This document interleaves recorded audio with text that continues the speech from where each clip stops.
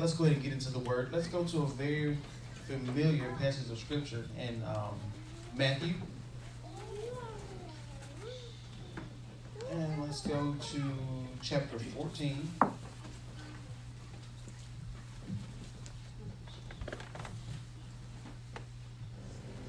And we're going to start at verse 15.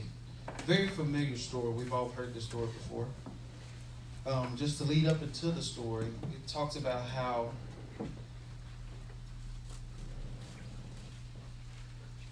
Herod was trying to do some things. And he had this so-called party. And his daughter had a request. And her request was that she take a man's life. And so, due to her request, he granted her request. And in that, John the Baptist is killed in prison. Very, very, very gruesome death. And so, further down, Jesus gets word of it and starts to continue doing what he was called to do. And it says in verse 13 how they got into a ship and they went to a desert place. And when the people heard about it, they followed him. Mm-hmm. And when he got to the multitude, he started to see the people had compassion on them and then began to do things. He began to pray for them and heal them. And it says here in verse 15, it says, and when it was evening, which means he has been praying and healing all day. Mm-hmm. That evening has now come. It says, and when it was evening, his disciples came to him saying, this is a desert place, and the time is now past. Send the multitude away that they may go into the villages and buy themselves victuals. 16, but Jesus said unto them, they need not depart. Feed them to eat. In verse 17, and they say unto him, we have here but 5 loaves and 2 fishes. Mm-hmm. Verse 18, he said, bring them hither to me. 19, and he commanded the multitude to sit down on the grass, and took the 5 loaves and the 2 fishes, and looked up to heaven. He blessed and brake, and gave the loaves to his disciples, and the disciples to the multitude. Verse 20, and they did all eat and were filled, and they took up of the fragments that remained 12 baskets full. Verse 21, and they that had eaten were about 5,000 men, beside women and children. Verse 22, and straightway Jesus constrained his disciples to get into a ship and to go before him unto the other side, while he sent the multitude away. For a topic or a text this morning, God can use small things to do big things. Amen. God can use small things to do big things. We see here in this passage, Jesus has talked to the people. He's healed the people. He's done so much for the people that the multitude, you can only imagine when someone starts doing something, the crowd gets bigger when they hear word. Mm-hmm. That it took him all day, that the evening had come. And his disciples said, Jesus, these people have been with us all day. I know they're hungry. But they want you so much, they don't even think about hunger right now. Just send them away so we can have time to ourselves to recoup, and they can have time to themselves to recoup. And Jesus told them, don't send these people away without feeding them. How would you feel to come in and be in the presence of someone and they say, okay, well, y'all go home now, and don't offer you anything? No water, no food, no nothing. Mm-hmm. So Jesus said, don't do the people like that. Give them something to eat. What do we have to eat? And the disciples saying, Jesus, the food we brought was for us. It wasn't for them. We only brought enough just for us to be satisfied. We didn't even think we was going to be out here this long. This was supposed to be just a lunch for us. But we've been out here all day. Lord, all we have are 5 loaves and 2 fish. Somebody in the multitude is not going to get fed. Better yet, somebody in the group's not going to get fed. Because it ain't but 5 loaves and 2 fish. Lord, what can you do with 5 loaves and 2 fish? This is just, I can just imagine the disciples telling Jesus this. Lord, what are you going to do with that? Jesus said, bring it to me. Then, he didn't ask the multitude to do anything. He said, it says he commanded the multitude to sit down. Come on.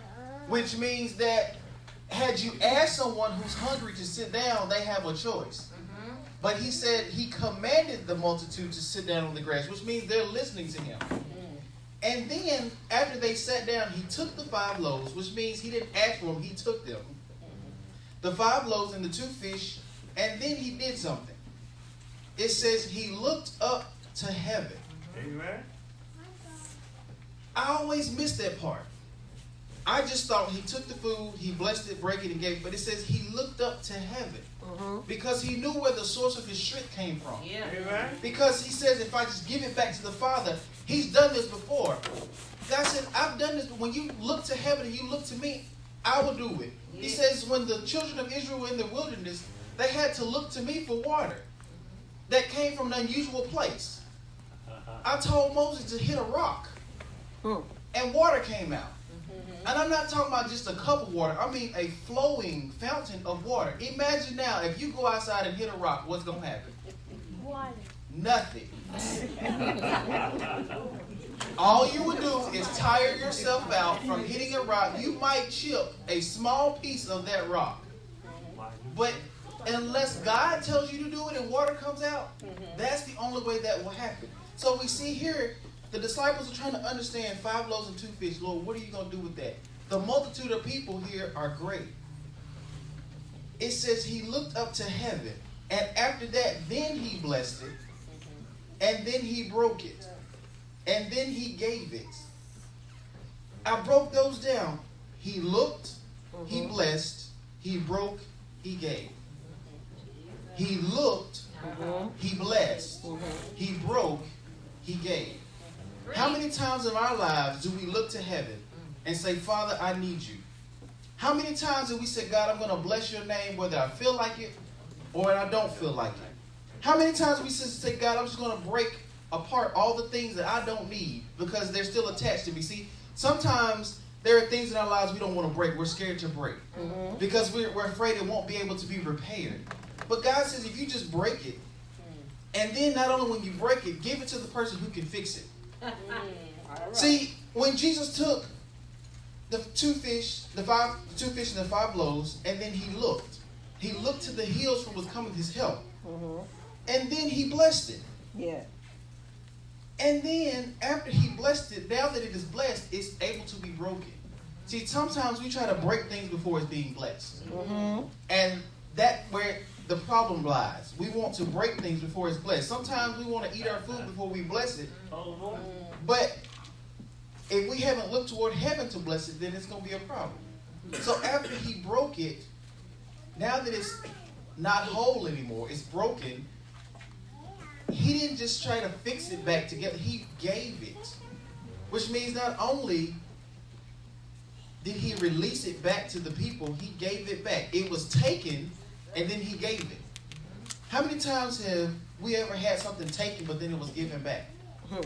Because it says here, and he took the 5 loaves, but after he took it, he gave it. I thought that was interesting how God would take some things out of our lives only to fix it, bless it, break it, and then give it back to us. Yeah. There have been times in my life where I've tried to do it on my own, and I've messed it up, but when I allow God to take it, see, sometimes when God tries to take some things from me, I want to have a tug of war. God, I got it, I can handle it. You gave me the strength to do it, but God said, let me have it. Yeah, so some things in my life he has to take so that he can bless it and then break it and then give it back to me. Because some things in there I don't need that I think that I do, so he has to break it apart and give it back to me the way it's supposed to be. So it says here he gave the loaves to the disciples and then the disciples to the people. I thought about that. He gave it to the disciples to give to the people.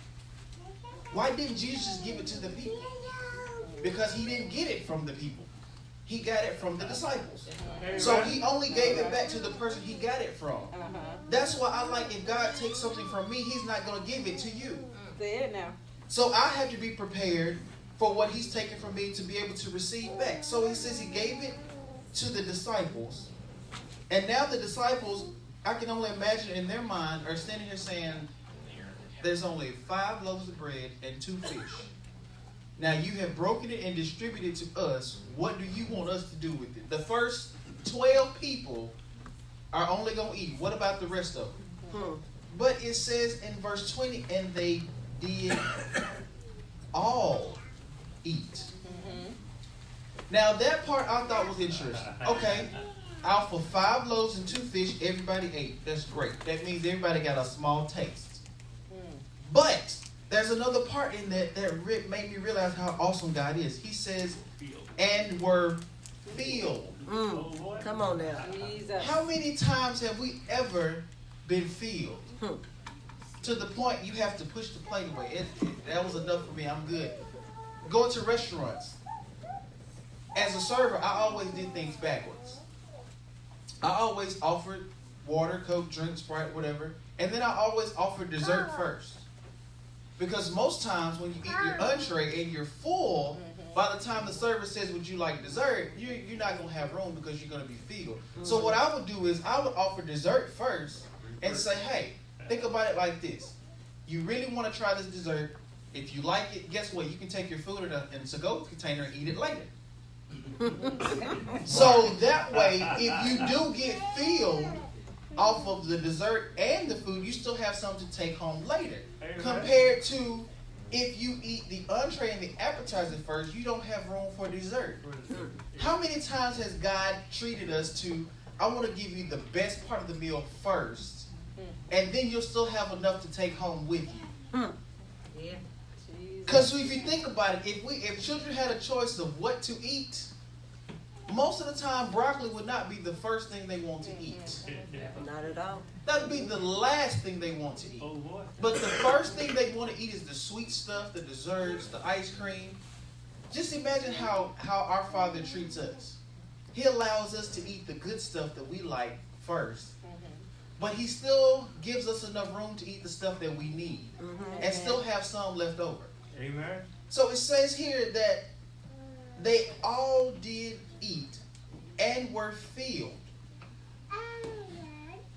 How can almost 5,000 people, not counting women and children, be filled off 5 loaves and 2 fish? It is still something I cannot grasp in my natural mind.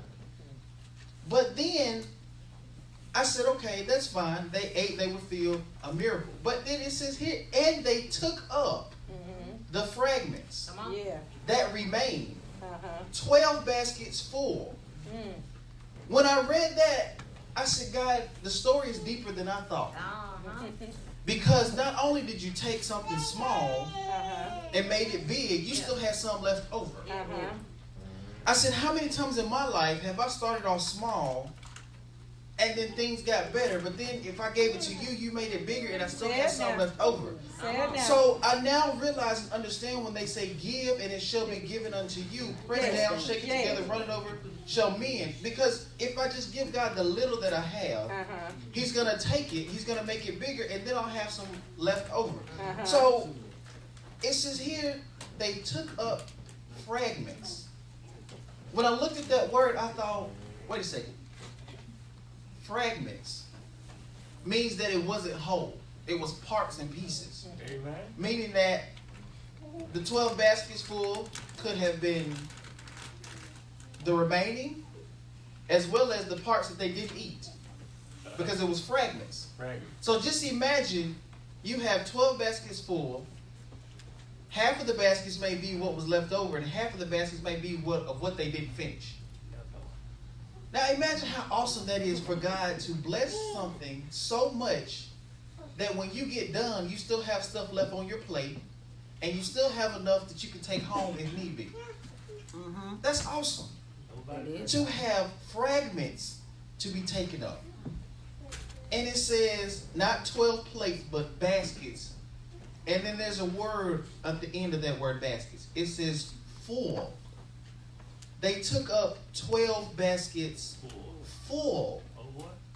Not half empty, not bare minimum, but full. Yeah. So, looking again, God again takes something small and makes it big. He takes a multitude of people with a little small one-person meal, as I would say, and He feeds 5,000 people. Not only that, they all are filled. which means they go home satisfied Uh-huh. with not just natural food, but both spiritual food, Mm-hmm. and then you still have some left over. I always wonder, what did they do with the leftover food? You have 12 baskets full, you fed all 5,000, and then it says, not counting the women and children. So let's just imagine out of the 5,000 men that were there, half of them were married. That's at least 2,500 women that are there. Let's just say each woman had one child. That's at least 2,500 children.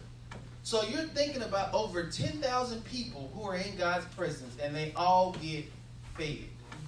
And not only do they get fed, they all get full. Amen. And not only do they get full, but you have enough. If you need to take some for your journey home, we have enough to give you, as we call a doggy bag, or a to-go plate. Amen. Or I got my Tupperware with me to, to take some on the road. This for later. This for later. It's awesome how God has done this. And I look at how God does things. He takes a Virgin Mary and gives her something what we consider to be small. Gives her a child and tells her his name is going to be Jesus. And this small baby that she's carrying has great purpose. God is using something small as a baby to grow up to do something big and something great. And as he gets older, he realizes what his purpose is of coming to earth. And when he came to earth, he came to die for the sins of the world. And after he died from the sins of the world, he didn't just stop there. Yeah. Because even though what he did was big, it's still bigger. It's got to be some leftovers. So he said, I got to go finish what I started. Even though I've done this, there's some more I got to do. He said, I got to go to prepare a place for you. Mm-hmm. And if it were not so, I wouldn't have told you. So Jesus going to the cross is great, but he also says, I gotta leave the leftovers for the children and the children and the children of the generation. So I gotta go and prepare a place, because if I don't, my death would just be a death. Mm-hmm. He said, so now that I've risen with all power in heaven and earth, I'm gonna go and prepare a place for you. Mm-hmm. He says, and then the part of that, or the fragments that was left over, is I'm coming back to get you. Jesus. And I noticed, I'm like, God, you did all of that from just a small baby to now he's the King of Kings and Lord of Lords. Yes, yes. And now that he's coming back for me. But it took something small to make something great. Yes. I always think of seeds. When you put a seed in the ground in elementary school, I don't know if they still do this, but you always had a science experiment. Mm-hmm. They would give you this little lima bean seed, Uh-huh. and they would give you this styrofoam cup, and they would take you outside to get your little dirt and your little fertilizer, put it in a little cup, and you put your seed in the little dirt, and you water it, and you put it in the window, and you check on it every time you come to class. And the first day it did nothing. And you thought, well, my seed doesn't work. It didn't do anything. But if you noticed over time with sunlight and watering and checking on it, and they'll tell you, go talk to your plant. Because the teacher knew that in science, when you speak and you give off carbon dioxide, that it helps the plants and they give off oxygen. So they will tell you, go talk to your plant and see what it'll do. So after a while, you will see this little small bud in the dirt coming up. And as time went on, it got bigger and bigger. And then as a child, you got more excited because now you see the results of what has happened. And then I realized as it got bigger, you would see some growth on the plant. And then it got to a point where the teacher said, okay, this styrofoam cup isn't big enough for this anymore. If you want it to continue to grow, we got to move it to something bigger. So, but if you think about it, it started small as a seed. It started in a small cup. But then if you want to see it grow, you need more room. Amen. How much is it in our lives that God lets us start small? We say, God, I don't have enough money to start that business. God said, you don't need a whole lot of money to start a business. If you just give it to me, I'll do the business. He said, I said, like, God, sometimes I just think I'm not a big name person to do all the things you want me to do in Jackson. He says, you ain't got to have a big name to do all the stuff I need you to do. You ain't got to be famous to do all the things I called you to do. I'm like, God, why is it that, we have a small church, as people would say? Why is our church so small? He said, it's not as small as you think it is. He said, y'all have land where? On Clinton Boulevard? How many acres do you have? And you have some churches who have more members than you and can't even afford the mortgage on their building. Thank you, Lord. He said small things. That's all I need. He said if you have the faith the size of a mustard seed. Do you know how small a mustard seed is? It's so small, God said, I can use that type of faith to produce whatever it is you need. All right. God says, I don't need to have humongous stuff to do big things. Jesus. He said, all I have to do is just speak to it, and it'll happen. He said, I didn't have a whole lot when I created the heavens and the earth. But just the thought of the mere thought of atoms and elements coming together at my command to create something. If you notice, we can't see atoms like hydrogen and oxygen. We can't see them unless they come together. But God can. As small as they are, as microscopic as they are, we have to have assistance in order to see them. But God can use those small atoms to form things. Amen. If you think about it, God took the dirt from the earth to create man. Amen. He didn't need a surgical room. He didn't need any type of instruments to use in order to create man. He just did it with his hands and the earth that he created. Amen. How much more can God create in our lives if we just give him the little that we do have? Jesus. And I've started to realize, God, I'm going to stop trying to compare what I have with somebody else. Because I can't compare what somebody else has based off what I have. Because if I give it to you, I'll end up surpassing them. They may lose what they have. But if I'm still trying to compare my little to their big, it's not going to work. Because the God that I serve is bigger than what they have. Amen. He created the heavens and the earth. So I realized, give God the little that you have. And when you give him the little that you have, he works with it. Amen. Because I've noticed when I work with the little that I have, I lose the little that I have.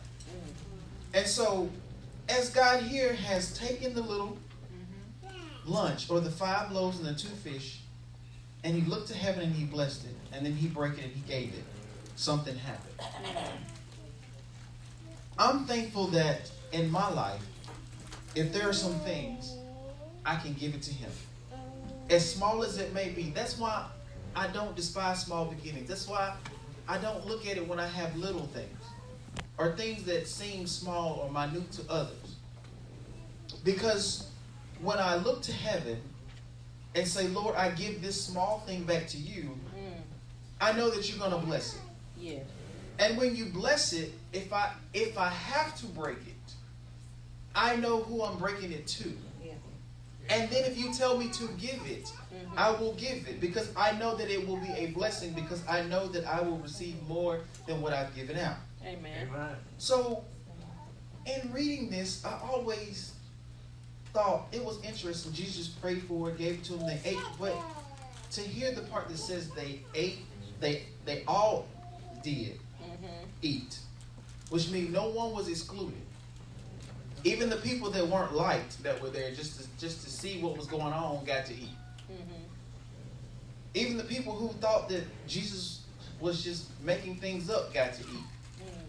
Even the people that said he's really not the Christ got to eat. Which now helps me to understand why it says, thou preparest the table before me in the presence of my enemy. Because probably everyone that was there wasn't there for Jesus. But they still got to eat. And in that, they were filled. How is it that you can eat and be filled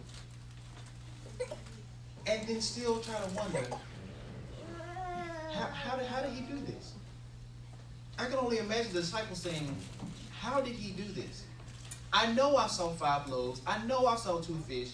How is it that everyone is saying, oh, thank you so very much for the food. It was great. Off of 5 loaves and 2 fish. And then I still got to do some work off what I thought was little and pick up the remaining fragments, whether it be things that they ate or things that they didn't eat. Not just one basket, but 12. This story tells me that God takes the little things and does great things with them. Amen. And so when I think of myself, even if I think of myself as someone little or not as important, God will tell me otherwise. He says, I created you. Yes, yes. So even if you are little in height, stature, name, fame, if you give yourself to me, I'll make you great. He said, I'll make your name great in front of me. If I try to do it, I'm going to mess my name up. Because there are going to be times I'm going to say some things and do some things that's not like God, and people are going to hold that against me. They're going to remember, they're going to attach that to my name. They're not going to think, oh, that was so. They're always going to remember the bad stuff about you. Yeah. They're always going to say, oh, I remember when you used to do this and you used to do that. But when you give it to God, He will do the work. Amen. So today, this morning, if you have something that's small to you, give it to God. Let Him make it big. Let Him give you the overflow that you need. If you have a small business idea and says, well, I just want to start my own business, I want to make jewelry. Make jewelry. But give it to God. Because He will open up the door for someone that you don't know will buy your small $10 piece of jewelry, or however much the cost is you have on it, and take it somewhere else and put your name and say, hey, I bought this from a friend of mine here in Mississippi. And next thing you know, your things and your items are being sold in New York and Paris and London, which are fashion capitals of the world. Or, Lord, I want to be a millionaire. But if you have a small idea, give it to God. Even if it's you want to work from home, give it to God. He can make it big for you. So just remember, God can take small things and He can make them big. Amen. So again, remember, God can take small things. Yes, yes. Not man. God can take small Amen. things That's true. and make them big. Amen. Amen.